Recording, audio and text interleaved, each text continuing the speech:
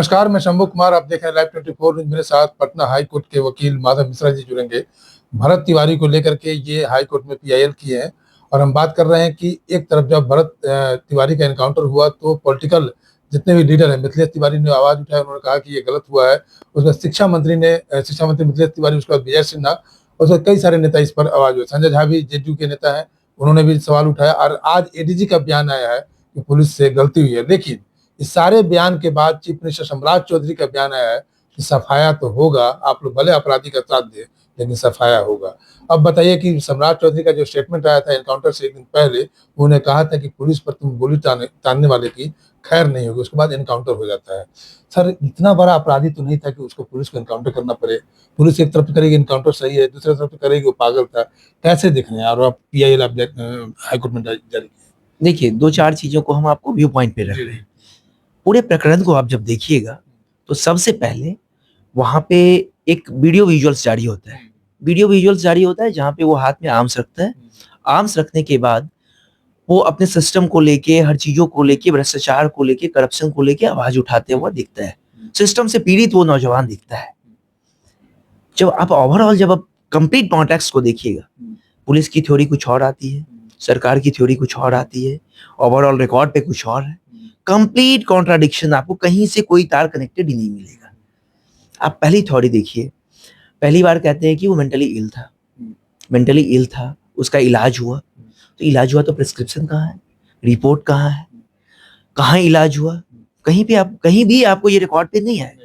अगर वो इलाजरत था तो क्या इलाज में वो ठीक हो गया, एक दिन दो दिन के बाद वापस वो घर चला आया, डिस्चार्ज हो गया, क्या उसका कोई रिपोर्ट हो?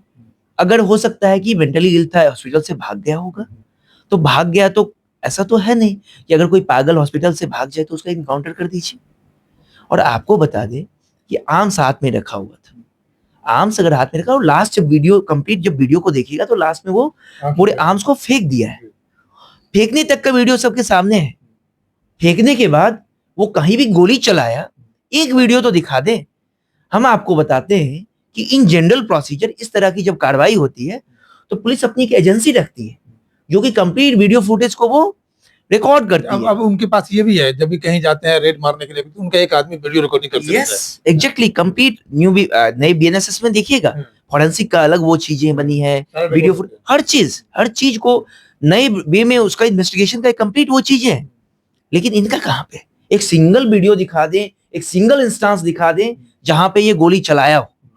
कहीं नहीं मिलेगा। इनके स्टेटमेंट के अलावा एक सिंगल आपको विजुअल नहीं मिलेगा जहां पे ये गोली चलाया है, उसके बाद इसका एनकाउंटर हुआ। और दूसरी बात आपको बता दें, कहीं भी अगर कहते 10 गोली चल गई, अरे 10 गोली चली होगी तो वहां पे एम्प्टी कार्टेज तो गिरा हुआ होगा। मैं अगर यहाँ गोली चलाऊंगा तो मेरे ऑफिस रूम में आपको गोली मिलेगा, उसका खोखा जो कहते हैं, खोखा तो मिलेगा ना। पिस्टल में ये भी होता तो आना चाहिए। और पिस्टल का वो भी होता है, उसमें होता है कि आप कितनी गोली चली, टेक्निकल आदमी बता देते हैं कितनी गोली चली है। एग्जैक्टली, किस पिस्टल से चली, सारा बैलिस्टिक रिपोर्ट्स आता है, हर तरह की चीजें। कुछ भी नहीं है, सिर्फ और सिर्फ इनका थोथी दलील है और स्टेटमेंट है, इसके अलावा कुछ नहीं है रिकॉर्ड में। दूसरी बात और बता दें आपको, एक तरफ तो कहते हैं कि ये इनकाउंटर सही है, वो पुलिस पे गोली चलाया फिर हमने चला, तो फिर 4 पुलिस ऑफिसर्स को सस्पेंड क्यों किए? या तो इनकाउंटर गलत है, नहीं तो आपका सस्पेंशन गलत है। आप या तो निर्दोष पुलिस ऑफिसर्स पे कार्रवाई किए, और नहीं तो आप निर्दोष लोगों की हत्या करवाए। दो थ्योरी एक साथ नहीं चल सकता है। हॉट एंड कोल्ड आप एक हाथ में नहीं रख सकते हैं। चलिए, ये हम बात करते हैं जब 5 बजे सुबह 17 तारीख को जब पुलिस उसके घर पर जाती है तो पिस्टल उसके हाथ में था, पिस्टल लहरा रहा था। उस समय पुलिस की क्या मजबूरी थी कि उसमें उसी समय अरेस्ट कर लेता, या अरेस्ट कर लेता तो एनकाउंटर की नौबत नहीं आती, एनकाउंटर नहीं करना पड़ता। 5 से और 8 3 घंटे के अंतर में एनकाउंटर करने का जरूरत क्या पड़ गया? यहाँ पर पुलिस की प्लानिंग किया या कोई प्रेशर था? आपको हम बताए ना कि अलग अलग थ्योरी आ रही है, अलग अलग स्टेटमेंट आ रहे हैं। रिकॉर्ड पे कोई चीज, उनका मेंटल इल थे, मेडिकल कोई रिपोर्ट ऐसा नहीं आया, कोई ऐसा सीजर वहां पे अगर बुलेट ये चलाया, फायर किया, तो फायर कार्टिज कुछ तो वहां पे मिलना चाहिए, वो आपको कहीं नहीं मिलेगा। कोई ऐसा वीडियो फुटेज नहीं मिलेगा कि वो गोली चला रहा था। तो कंप्लीट आपको क्या लग रहा है, कंप्लीट कॉन्स्पिरेसी हैच करके उसकी हत्या कर दी गई है। मैं आपको बता रहा हूं। और कोर्ट में इस मामले को हम लोगों ने इसलिए लाया है कि इसके लिए कहीं ना कहीं जब प्रॉपर इन्वेस्टिगेशन इस केस को होगा मैटर अगर सीबीआई कोई जाता है, प्रॉपर इन्वेस्टिगेशन होगा, दूध का दूध पानी का पानी अलग हो जाएगा। आपके पीआईएल से क्या फर्क पड़ेगा, क्या मतलब पनिशमेंट होंगे इन लोग को और क्या फर्क पड़ेगा? पीआईएल में मुख्यतः हम लोग का 3 डिमांड है।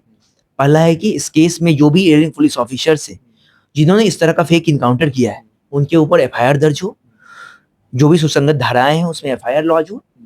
सेकंड डिमांड है कि जो एयरिंग पुलिस ऑफिसर्स हैं जो भी इसमें शामिल है उनका प्रॉपर अरेस्टिंग हो। तीसरा हम लोग का डिमांड है कि इस केस का कंप्लीट फेयर इन्वेस्टिगेशन हो। इन्वेस्टिगेशन होने के बाद जो भी लोग होंगे सामने, जो भी इसमें इन्वॉल्व होंगे, उन पे प्रॉपर कार्रवाई हो। मैंने ये नहीं कहता कि 60 पुलिस ऑफिसर्स थे 60 को जेल भेज दो, ऐसा नहीं है। 50-60 लोगों को जेल क्यों भेजता है? लेकिन जिन्होंने ये जुल्म किया, जघन्य अपराध किया है, उनको बख्शा भी नहीं चाहिए। एक पॉइंट और हम लोगों का है कि जो डिसीज की फैमिली है उनको कंपनसेशन के रूप में एक्स्ट्रा जुडिशियल किलिंग जो हुई है उसके लिए उनको मेजर कंपनसेशन कोर्ट के डायरेक्शन से उनको मिलेगा। इसके लिए भी हम लोग का प्रेयर है। अब ये बताइए कि ये एक तरफ पुलिस को सस्पेंड कर दिया गया, एडीजी भी मानने की गलती हुई है, तो फिर पुलिस को एफआईआर करने की क्या जरूरत पड़ रहा है भरत तिवारी के ऊपर, भरत तिवारी के भाई के ऊपर, भरत तिवारी के पिता के ऊपर, और वो जो मूव था जो पुलिस के विरोध कर रहे थे उन सारे, मतलब 4 एफआईआर अभी तक हो चुकी जी। एक प्रेयर हम लोग का ये भी था, ये मैं भी आपको इलॉबरेट नहीं किया। प्रेयर में हम लोग का ये भी है कि जब डिसीज के फैमिली एफआईआर लॉन्च करने थाना जाते हैं, not a single FIR till today launch by any police officers. इनका कोई किसी भी कहानी का 2 पार्ट होता है, एक उनका पार्ट है, एक मेरा पार्ट है। जब ललिता कुमारी का सुप्रीम कोर्ट का एक जजमेंट है, उसमें कहा जाता है कि कोई भी इशू है आप एफआईआर रजिस्टर करिए, इन्वेस्टिगेशन कीजिए, दोनों पार्ट का एफआईआर रजिस्टर करिए ना। इनका वर्जन है कि मेरे बेटे का फेक इनकाउंटर हुआ, उनका वर्जन है कि नहीं हमने सही इनकाउंटर किया। दोनों तरफ की स्टोरी को आप रजिस्टर करिए, इन्वेस्टिगेशन कीजिए। एक पार्ट का जिनका गलत है उसकी चीजों को आप खत्म करिए, और जो सही है उनके उनके संदर्भ में पूरा जांच करके जो भी एरिंग पर्सन है गलत वो जो किए उनके ऊपर कार्रवाई हो। तो एफआईआर भी रजिस्टर नहीं हुआ। हम आपको बता दें कि टिल टुडे मोर देन 3 और 4 एफआईआर्स डिसीज की भरत तिवारी के फैमिली के ऊपर, उनके जो वेल विशर्स है उनके ऊपर, सब पे एफआईआर करा दिया है। जो पीसफुली प्रोटेस्ट कर रहे हैं इस मैटर को लेकर उनके ऊपर एफआईआर कराया जा रहा है। Complete misuse of law police के द्वारा कंप्लीट मिसयूज किया जा रहा है। इसी को लेके भी हम लोग हाईकोर्ट आए हैं कि जो भी इस तरह का फ्रिवोलस एफआईआर उनके ऊपर, उन लोगों के फैमिली के ऊपर, वेल विशर्स के ऊपर, पीसफुल प्रोटेस्टर्स के ऊपर किया जा रहा है, उसको भी ऑनरेबल हाईकोर्ट डायरेक्शन दे वैस करे या प्रॉपर इन्वेस्टिगेशन के लिए। इसका मतलब यही हो गया ना कि मान लीजिए जो प्रोटेस्ट करेगा या कोई गलत के लिए आवाज उठाएगा, उसको आप आवाज नहीं उठाने देंगे, आप किसी तरह उसको बांध कर रखेंगे। कहते हैं ना कि कानून जब भी कानून को तोड़ने की, कानून को गिराने की और कानून को लैप्स करने की कोशिश किया जाता है, तो उसके लिए न्याय की मंदिर बनाई गई। और समय समय पे मैं बता दूं, ऑनरेबल पटना हाईकोर्ट का इतिहास रहा है कि जब इस तरह का कॉलेप्सिस आता है तो एक जोरदार और मजबूत डिसीजन की कोर्ट से आता है और जिसका असर होता है। तो हम आपको इतना विश्वास दिलाते हैं कि जिस तरह का इतना gross violation of the law and justice हुआ है, तो ऑनरेबल हाईकोर्ट इस पे बहुत स्ट्रिक्ट एक्शन लेने वाली है।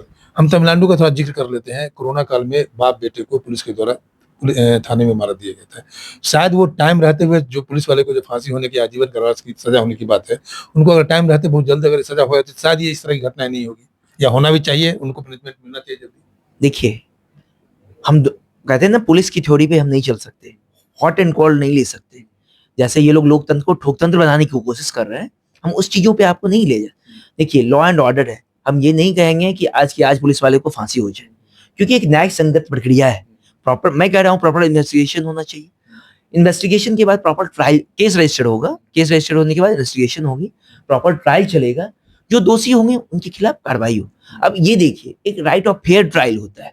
फेयर ट्रायल क्या होता है कि सबको सुनने का, आप सुने होइएगा कि आतंकवादी को भी हम लोग कोर्ट जो है, ऑनरेबल कोर्ट प्रॉपर अपॉर्चुनिटी देती है, सबको सुनती है कोर्ट। तो सबको सुनने का जब अधिकार है, तो आप कैसे कह सकते हैं, मैं ये कैसे कह दूं कि पुलिस को बिना सुने फांसी दे दिया जाए? मैं कहता हूं कि एडिंग पुलिस ऑफिसर्स हैं, इनका एलिगेशन है, ऑनरेबल सुप्रीम कोर्ट का, ऑनरेबल हाई कोर्ट का इस तरह का गाइडलाइंस है, उसको फॉलो करते हुए उनके ऊपर एफआईआर रजिस्टर्ड हो, उनके खिलाफ कार्रवाई हो, प्रॉपर इन्वेस्टिगेशन हो, ट्रायल प्रॉपर चलेगा, और ट्रायल के बाद निश्चित रूप से इन लोग दोषी हैं। एक मैं आपको बता रहा हूं, मैं एक शॉर्ट टेम्पर्ड कोई स्टेटमेंट नहीं मेड आउट करूंगा, लेकिन मैं बता रहा हूं, not a single iota of evidence in the favour of police professionals उनके पास एक एविडेंस नहीं है जहां वो बच सकते। हर जगह से फंसे हुए हैं, हर जगह से बचने की कोशिश कर रहे हैं, लेकिन ऊपर वाले का भी एक न्यायालय है, वहां से जब डंडा चलेगा और यहाँ का न्यायालय, तो हर चीजें में होगी, वो बच तो नहीं सकते। दोषियों को क्या पनिशमेंट क्या होगी? हत्या का जो पनिशमेंट है, लाइफ इम्प्रिजनमेंट तक का पनिशमेंट होगा इनको।